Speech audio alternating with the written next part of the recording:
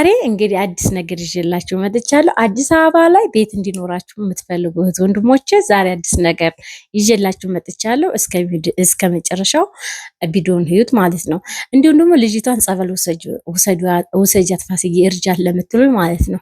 ሁንን ለማናገር ሃይማኖቷን ቀይራለች፣ ጴንጤ ሆናለች። ለማታውቀው ልጅ ክሯን በጥሳለች። ሲጀመር ልጅቷ ብትመክሯት ራሱ እኔ ለ5 ደቂቃ ቢያንስ እንኳን የቤት የተቀመጠች 3 ሰዓት ቢሆን ግን በዛን ሰዓት በጣም ነው ያስጠላች። የምትመከር ልጅ አይደለም። እየመከረ እሱ ማለት ነው ጥፋት አጥፍቶ እንኳን ሲጮህባት እሷ ናት የምትጠጠተው። እሷ ናት እየተለማመጠችው ያለችው። እሷ ናት እያለቀሰች ያለችው። እሷ ናት ምን ልሁንልህ እያለች ያለችው። ሰውየውማ ታዲያ አስታውቃም ባለትዳር ነው። እናቴ ታማ በ50 ዓመቱ እናቴ ጋር ነው የምኖረው የሚል ጀነግና ማታ ማታ ስልክ አነሳ፣ አድራሻው ቀበሌውን አይናገር፣ የአምቡላንስ ሹፌር ነኝ ረፍት የለኝም እያለ ጊዜ አይሰጥ። እና ታዲያ ይሄን ሰውዬ ምን ትልታላችሁ እንዴ? መልሶ ራሱ ጥፋተኛ ሆኖ እኮ ማለት ነው እሷን ነው የሚሰድባት። አንቺ እንደዚህ ብለሽኝ በሆነ ሰበብ በቃ የራስሽን ህይወት ኑሪ ካላት ታለቅሳለች። በሆነ ሹፌር አስደውለሽ መጥቻት አንቺ ነሽ እኮ ብሎ ዝም ብሎ በጥርጣሬ ራሱ ካላት ምን አርጌ ነው ብላ ተጸጽታ ራሷን ትወቅሳለች፣ ራሷን ትረግማለች። ይቺ እኮ ተመክራ የምትመለስ አይደለችም። በቃ አይምሮዋ እኔ እንጃ ከወንድ ጋር ምን አይነት ችግር እንዳለባት። ሰው ታሪክ አስተምረውም 16 ዓመት ለፍቶ ታዲያ ምንም ሳይኖረው ይቀራል። እንዲሁም ደግሞ ጎጃም ላይ ባለ 2 መኝታ ቤት ስንት ይገኛል? ባለ 2 መኝታ ቤት ኮንዶሚኒየም ገርሞኛል። እኔ እንግዲህ ከደሴዎቹ ኮንዶሚኒየም እስካሁን አላየውም። ነገር ግን ደብረ ማርቆስ ላይ አለ ብላለች። ራሷ ገዝታ መታለች። ባለ 1 መኝታ 1.3 ነው። ስማዝራ ካርታ ተቀብላ አከራይታ ነው የመጣችው።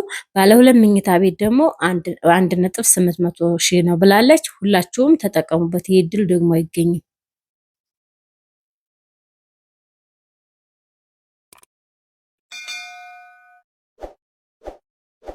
ሰላም እንዴት ናችሁ? የፋሲካ የወሎ ዩቲዩብ ቻናል ተከታይ እህት ወንድሞቼ ሰላማችሁ ብዝት ይበልልኝ። እናንተ ጋስ እንዴት ነው? እኔ ጋር እግዚአብሔር ይመስገን። ስፖርቱን እንግዲህ ተያይዤዋለሁ ትላላችሁ። እውነት ለመናገር እግሬን አሞኛል። ወለማ ላይ መሰለኝ ብረት ምናምን ሳነሳ እንግዲህ አንሺ ያሉኝን ነው የማነሳው። ነገር ግን እግሬ እንደዚህ ተንቀሳቅሶ አጥንት ስለማያውቅ ነው መሰል በጣም አሁን ሳምንት ሆኖኛል ካመመኝ። ነገ ሐኪም ቤት ልሄድ ነው ማለት ነው። ራጅ ተነስችልኝ እንጂ በጣም እያመመኝ ነው። ጉልበቴ ላይ ነው። ጉልበት ደግሞ አይታሽምና እንግዲህ ልጠገም ብዬ ሄጄ እየተሰበርኩ እየመጣው ነው። ምን ትላላችሁ? እና ማለት ነው ዛሬ ደስ የሚለው ነገር ማለት ነው እስኪ መረጃ ለእህቶቼ ከጠቀመ ብዬ ነው ማለት ነው። አዲስ አበባ ላይ እኔ ያለሁት ኃይሌ ጋርመንት ነው። ኃይሌ ጋርመንት ላይ ወይም አዲስ አበባ ላይ ቤት መግዛት ለምትፈልጉ እህቶቼ እንግዲህ ባለ 70 ካሬ ባለ 2 መኝታ ቤት አለ፣ ባለ 1 መኝታ ቤት አለ 76 ካሬ ማለት ነው። 94 ካሬ ደግሞ ባለ 3 መኝታ ቤት አለ። 125 ካሬ ደግሞ ባለ 3 መኝታ ቤት አለ። 140 ካሬ ደግሞ ባለ 3 መኝታ ቤት አለ ማለት ነው። እነዚህ የምትቆጥቡት አይደለም። ይሄ በሚዲያው ላይ የሚያስተዋውቁት ምናምን አይደለም። እኔ በአካል ሂጄ ከራሱ ከዋናው ቤት ከሚሸጠው ሰውዬ ጋር የተቀበልኩት ደረሰኝ ነው። እኔም እስኪ አቅም ካለኝ ያለኝን ነገር ሻሽጬ ጠቅለል ብዬ አዲስ አበባ ላይ እገዛለሁ። አገራችን ላይ ሰላም ስለሌለ ከቤት ኪራይ እወጣለሁ ብዬ ሂጄ ጠይቄ ያገኘሁት መረጃ ነውና ይጠቅማችኋል። ብር ያላችሁ የተለያየ ሰው ጋር ያስቀመጣችሁ እዚህ ጋር ብታስቀምጡ ባይነኝ። እንግዲህ ባለ 1 መኝታ ቤት 70 ካሬ ነው። ባለ 1 መኝታ ቤት ባለ 2 መኝታ ቤት ነው እኔ የጠየቁት 76 ካሬ ነው። በአጠቃላዩ ክፍያው 5,500,000 ነው። 5,500,000 ነው ማለት ነው። ባለ 2 መኝታ 76 ካሬ ማለት በጣም ሰፊ ነው። አሁን እኔ ያለሁባችሁ ባለ 72 ካሬ ተሰጡ ራሳችሁ ሰርታችሁበት የምትኖሩ ነው ከመሬቱ። ነገር ግን ይሄ የጋራ መኖሪያ ቤት እንደ አፓርታማ ነው። አፓርታማው እንትኑ ማለት ነው አፓርታማ ነው። በጋራ ነው ሰርታችሁ መጨረሻ ላይ የምትረከቡት። ደግሞ አሁን ለምሳሌ ሚዲያ ላይ የሚያስተዋውቁት ማለት ነው እሱን በፍጹም እንዳትገቡ። በፍጹም ይሄ ዩቲዩበር ቲክቶከር ምናምን የሚያስተዋውቀው ውሸት ነው። እናንተን ገደል ሊቀጥ ነው። ለራሱ ግን ተከፍሎት ነው የማስታወቂያ ብር። ነገር ግን እስኪ ማን ነው ውብሸት ነው ብዬ እነ አብርሽ ያን ቤት ተዋውቀው ቤት ደረሰን ገዛንላት ሰርፕራይዝ እያሉ ቪዲዮ ይሰራሉ። ነገር ግን ከካሜራ ጀርባ ተከፍሏቸው ነው ማስታወቂያ ብራቸው እንጂ ቤቱ አይደርስም። 10 ዓመት ብትጠብቁት ራሱ አይደርስም ማለት ነው። ይሄ ግን ዓመት ከ6 ወር ቤታችሁን ትረከባላችሁ። ቤቱ ሁሉም ነገር ከሰራሚክ ኮርኒስ ሁሉም ነገር ተዘጋጅቶ ማረከብ ፈልጋለሁ ካላችሁ 6 ሚሊዮን ነው። ነገር ግን በልሾ መኖር ፈልጋለሁ ራሴ ቀስ በቀስ እያልኩ እሰራለሁ ካላችሁ ደግሞ በልሾ ደረጃ ነው። በር ብቻ ዋናው በርና መስኮት ብቻ ነው ገጥሞ የሚሰጧችሁ። ኮርኒስ የምታወጡት በራሳችሁ ነው። ዲዛይን እንዲህ ደግሞ ሽንት ቤቶች ምናምን የምትፈልጉትን ነገር ቀስ እያላችሁ በልሾም እየኖራችሁ ማስተካከል ፈልጋለሁ ካላችሁ 5 ሚሊዮን 500 ብራችሁን ከፍላችሁ ዓመት ከ6 ወር ትቀበላላችሁ። ክፍያው እንዴት ነው? እንደ መኝታ ቤታቸው እንደ ስፋታችሁ ይጨምራል። እንደ ስፋታቸው የኔ አሁን ባለ 2 መኝታ ነው። በየወሩ መክፈል ያለብኝ 197 ሺህ ነው። በየወር መክፈል ያለብኝ 190 ሺህ ብር ነው። ነገር ግን በየወሩ አልችልም፣ በ3 ወር መክፈል ፈልጋለሁ ካልኩ ደግሞ ያንን አባዝቼ ነው የምከፍለው። 197ቱን አባዝቼ ነው የምከፍለው ማለት ነው በ3 ወር። እና ብር ያላችሁ እህቶቼ ማለት ነው አቅም ያላችሁ የተለያየ ቦታ ላይ ያላችሁ ብራችሁን አክስቴ ጋር ባሌ ጋር ውሽማዬ ጋር አስቀምጥኩ ከምትሉ እዚህ ቦታ ላይ ብታስቀምጡት ረጅም ዓመትም አይፈጅባችሁም። ቤታችሁን ዓመት ከ6 ወር እንትን ሲል እናንተም ክፍያ ትፈጽማላችሁ። ቁልፋችሁን እና ካርታችሁን ትቀበላላችሁ ማለት ነው። እና እኔ ሂጄ ቼክ አድርጌ አቅሜን ፈትሼ እኔ እንደውም እንደዚህ 30 ሺህ ምናምን ከሆነ ባሌ ምንም ተጣጥረን በወር እንኳን ቆብ ምንም ትተን የሚለው ነገር አስበንበት ነበር የሄድኩት።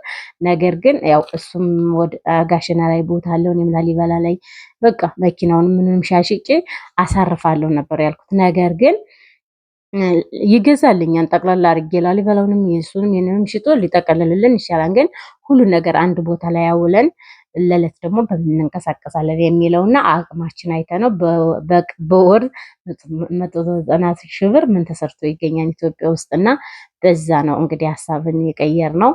እና የእህቴ አረብ ሀገር ናት። እዚህ ቦታ ላይ ይውላን ብዬ ነበር ያሰብኩት። ነገር ግን በወር 197 ሺህ ከባድ ነው ላለው ግን ቤተሰብ ጋር ላስቀመጣችሁ ግን ብሩ እየወደቀ ስለሚሄድ አቅሙ እየተዳከመ ስለሚሄድ ብራችን ብሰሩበት ባይ ነኝ። በጣም አሪፍ ነው። አሁን ይሄ አክሲዮን እያለ ርስቴት እያሉ በቲክቶክ የሚያስተዋውቁት እንዳትገቡ። እነሱ አሁን ስትገቡ 83 ሺህ ብር ነው ባለ 2 መኝታ ቤት ከፍላችሁ የምትገቡት። ነገር ግን እነሱ በእናንተ ብር በየወሩ ደግሞ 3 ሺህ ነው የምትቆጥቡት ማለት ነው። በእናንተ ደግሞ ሌላ ሰው ስታመጡ ልክ እንደ ቲያንስ የእናንተ የሆነ አክሲዮን ለእናንተ የተወሰነ ነገር ይታሰብላችኋል። ያ ግን የእነሱ ፎቅ መገንቢያ ነው እንጂ ለእናንተ ምንም አይነት ለውጥ አያመጣም። 10 ዓመት ራሱ ብትቆጥቡ 10 ዓመት ቢደርሳችሁ 10 ዓመት ደግሞ ዋጋው እየጨመረ ስለሚሄድ እነሱ ለሌላ ሰው ይሸጡታል። በእናንተ ብር ላይ እነሱ እየሰሩ እየነገዱ ማለት ነው። ስለዚህ ይሄ ሪስቴት ከሌስቴት እያሉ የሚያስተዋውቁትን ነገር እንዳትገቡ። እብን እንኳን ገብታችሁ ብር ይመለስ ሲባል 2 ወር 3 ወር ከሆናችሁ ሲጀመር ብሩ አይመለስም። አዲስ እንኳን ወር የሞላችሁና ሳምንት ከሆናችሁ ደግሞ ሀሳብ ብትቀይሩ የተወሰነ ፐርሰንት ተቀንሶ ነው የሚመለስላችሁ ማለት ነው። ለምሳሌ ጓደኛዬ ገብታ ነበረ።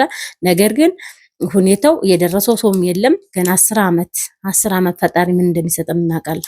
ገና 10 ዓመት ከሌላትም ያላትን እየከፈለች 10 ዓመት ወይ ደርሳታን አይደርሳትም ገና በጣ ነው እየተባለ ጊዜዋን ሰዓቷን ከምታቃጥል ገብታ ነበር። ወጣች። ስትወጣ ግን ይመለስልኝ ብሩ ስትል ግን ከ83 ሺህ ብር ላይ 27 ሺህ ተቆርጦ ነው የተሰጣት። እና ትንሽ ደግሞ ስትቆዩ ጭራሽ ብሩ አይመለስም፣ ከቀራችሁ በዛው ቅሩ ነው የምትባሉት። እና እሱን ነገር በሚዲያው በፌስቡክም በዩቲዩበሮችም በሚዲያውም በመሃል እያስገቡ ማስታወቂያ ይሰሩበታል። እነሱም ማስታወቂያቸው ተከፍሏቸው ነው። እናንተ ግን እንዳትከስሩ። ይሄ ግን እፈልጋለሁ የምትሉ ከሆነ የራሱ የሰውየውን ቁጥር ሰጣችኋለሁ። እየሰራ የሚሸጠው ሰውዬ ነው። የምትገቡበትን የአፓርታማ የት እንደሚመቻችሁ ይነግራችኋል። አፓርታማው የተጀመረ ነው። አብራችሁ ስጨርሱ ዓመት ከ6 ወር ያልቃል። ብራችሁን ስጨርሱ ቤታችሁን ትቀበላላችሁ። ያነ ቤቱ ኮርኒስ ይኑረው ዲዛይን ይኑረው የእናንተ ምርጫ ነው። ዲዛይኑና ሁሉ አምሮ ልቀበል ካላችሁ ይጨምራል። አይ በዚህ ዋጋ በልሾ እኖራለሁ ካላችሁ ደግሞ ትችላላችሁ። ይህን ለማለት ነው የምፈልገው። እና ጎጃምም መግዛት ከፈለጋችሁ ጎጃም ደብረ ማርቆስ ያላችሁ ልጆች ግዙ። ባለ 2 መኝታ ቤት 1.8 ነው። እውነት ለመናገር በጣም ቀናሽ ነው ማለት ነው። ለዛውን ኮንዶሚኒየም። ላሊበላ ላይ እኮ እንደዛ የለም። ላሊበላ ላይ ቤት ውድ ነው። 150 ካሬ ቦታው ብቻ እንኳን ራሱ 8.7 ነው የሚሸጠው 100 ካሬ እንኳን ማለት ነው። ቤት ኑሮ ዝም ብሎ ጭቃ ቤት እንኳን ለስም ማዞሪያ ኑሮት ራሱ 2 ሚሊዮን ነው የሚሸጠው 1.9 ነው የሚሸጠው 150 ካሬዋ እንኳን። ስለዚህ ላሊበላ ላይ ቤት በጣም ውድ ነው፣ በጣም ውድ ነው። ስለዚህ ደብረ ማርቆስ ደግሞ እንደዚህ ኮንዶሚኒየም ባለ 1 መኝታ ባለ 2 መኝታ እንደዚህ የሚሸጥ ካለ ያው እንግዲህ ሁላችሁም ጠይቃችሁ ብዙ እንዳያመልጣችሁ። ብር እየወደቀ ነው። ብራችሁን ቤት ላይ ያስቀምጡት። ይሄ መረጃ ከጠቀማችሁ ከወደዳችሁት ግን ሼር፣ ላይክ፣ ሰብስክራይብ አድርጉ። ልጅቷ ጸበል የምትገባ ልጅ አይደለችም። የጤናዋ ጉዳይ በጣም ያሳስባል። እንግዲህ እናቷም ረግማ ሞታ እንደው አላቅም። ሰው እንኳን ስትነግሪው እኮ ጭራሽ የት ሄድሽ የት ጠፋሽ ብዬ እንኳን ሪከርድ ሳረግላት ሲወሲ እንድትማር ፈልጌ ምን ተራራ ነው ኢየሱስ ምንድነው ይዞ ይወጣን አለች ከአዲስ አበባ ውጭ። ስለዚህ ያላትን እሷ ደግሞ ስለምትወደው ቤትሽን እንኳን ሽጭ ቢላት አሲሽ ቢላት በካርቶን እንበደርበት እንኳን ቢላት እሺ ነው የምትለው። እሷ ጋር ምንም ፍቅር አለ። ቢሰርባት ቢያንቋሽሻት በ50 ዓመቱ እናቴ ጋር ነው የምኖረው። ማታ ማታ ስልክ አያነሳ፣ አድራሻውን አይናገር፣ የአምቡላንስ ሹፌር ነኝ ቢዚ ነኝ ይላል። ስለዛ ይሄ በእሱ ህይወት ላይ እየተጫወተ ስለሆነ እሱ ግን ያው የስራውን አያጣውም። ልጅ ወልዶ ይሆናል በልጆቹ ያገኘዋል። ቆይቶ ግን የስራውን አያጣውም። ግን ደግሞ እሷ ደንገጥ የምትል አይደለችም። ከአንድም በሁለተኛው የምትማር ልጅ አይደለችም። ሌሎቻችሁ ግን ተማሩ፣ ብራችሁን ያዙ።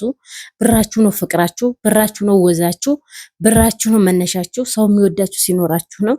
ኢትዮጵያ ውስጥ 10 ብር ይቸግራል። አረብ ሀገር ላይ እየሰራችሁ አይደል በወር ታገኛላችሁ። ኢትዮጵያ ላይ ግን በወር 3000 ብር ለማግኘት ከብዶናል። ልብስ ለመቀየር ከብዶናል።